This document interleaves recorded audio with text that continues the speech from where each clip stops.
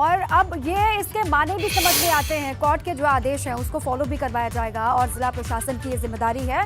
DGP इसकी monitoring करेंगे, ये भी आदेश में लिखा हुआ है। लेकिन अंदर की सुरक्षा की जिम्मेदारी जहां पर शिवलिंग मिला है उसकी जिम्मेदारी सीआरपीएफ कमांडो की है। लेकिन अब बाहर भी, मस्जिद के बाहर के परिसर की भी और बाहर पूरा जो एरिया है 5 मीटर के दायरे को फिर से कड़ी सुरक्षा में रखा जाएगा वीरेश जी, क्योंकि सुरक्षा और बढ़ाई जाएगी। ये आपको दिखाई दे रहा है वहां पर।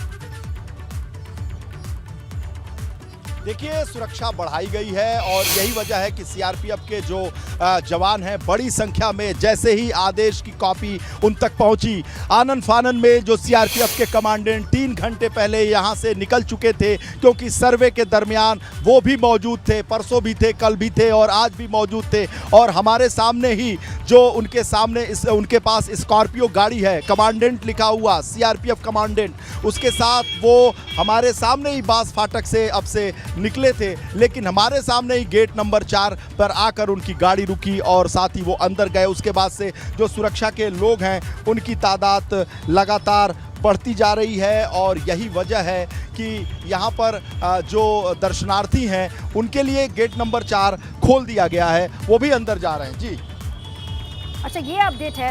ये आप बता रहे हैं वीरेश जी कि जो श्रद्धालु हैं उनके लिए भी, ना सिर्फ नमाजी के लिए, जो नमाज का वक्त क्योंकि 1:30 बजे का है और नमाजी वहां पर पहुंच रहे भी हैं, 1 बजे अजान का वक्त, उसके बाद 1:30 बजे जो नमाजी है वो वहां पर जाकर के नमाज अदा कर सकते हैं। उनके लिए गेट नंबर 4 तो खुला है क्योंकि वो इधर से ही प्रवेश करते हैं। इसके अलावा जो श्रद्धालु हैं उनके लिए भी ये गेट खोल दिया गया है वीरेश जी।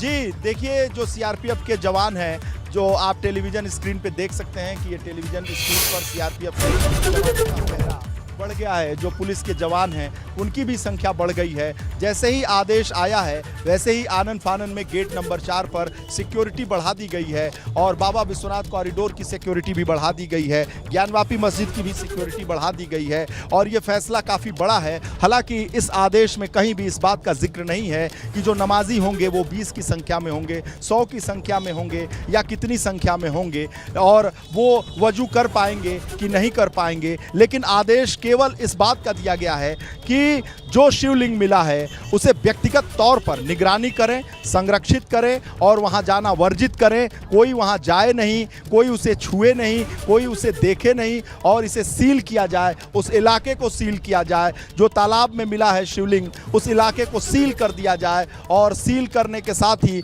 उसे वर्जित किया जाए, संरक्षित किया जाए और कोई उसे छुए नहीं। और ये जो बात है, कहा गया है कि ये कमांडेंट साहब की भी व्यक्तिगत जिम्मेदारी बनती है। ये जिम्मेदारी बनती है किसकी?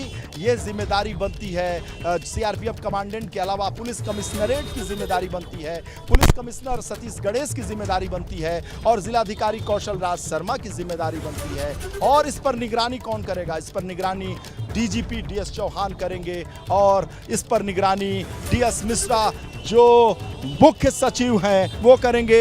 हमारे सहयोगी मोहम्मद मोइन अब नमाज अदा करने जा रहे हैं, जो अंदर जाएंगे और बस एक बात उनसे पूछकर उनको भेजते हैं यहाँ से कि वो अपनी टोपी वगैरह के साथ जो भी धार्मिक रीति रिवाज है उसके साथ वो नमाज अदा करें।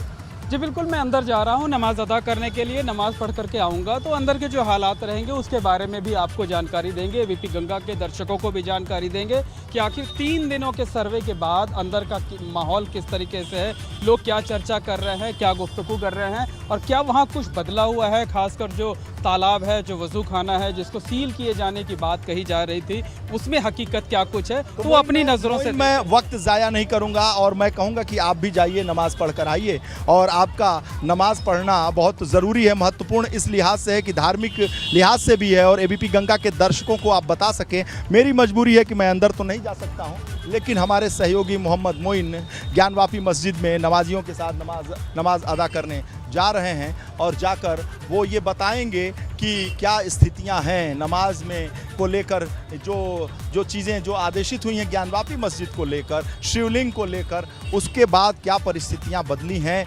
नमाजियों में कौन सी बातें की गई हैं। मोहम्मद मोइन पर फोकस करें। मोहम्मद मोइन अंदर जा रहे हैं गेट नंबर 4 से और ये मोहम्मद मोइन जो हैं वो ज्ञानवापी मस्जिद में उनकी फ्रिस्किंग की जा रही है, उन्हें चेक किया जा रहा है। वो अंदर चले गए हैं। जाकर अब से आधे घंटे के बाद जब वो निकलेंगे तो सबसे पहले और बहुत ही पुख्ता जानकारी एबीपी गंगा के दर्शकों को मिलेगी कि आखिर ज्ञानवापी मस्जिद में जो आदेश आया है शिवलिंग को लेकर, उसके बाद क्या महत्वपूर्ण चीज़ें हैं, यानी क्या बदलाव है, किस तरह की सुरक्षा है, क्या चीज़ें, किस तरह की बातें जो नमाजी हैं वो कह रहे हैं इस आदेश को लेकर। क्योंकि मांग तो बहुत की गई है कि उसमें वजू पर रोक लगा दिया जाए, 20 नमाजी से ज़्यादा न जाया जाए, लेकिन आदेश में इस बात का जिक्र नहीं है कि नमाज पर रोक लगा दिया जाए या वजू न करने दिया जाए। हाँ, जो एक प्रमुख मांग है शिवलिंग को लेकर कि शिवलिंग को संरक्षित किया जाए, महत्वपूर्ण साक्ष्य है,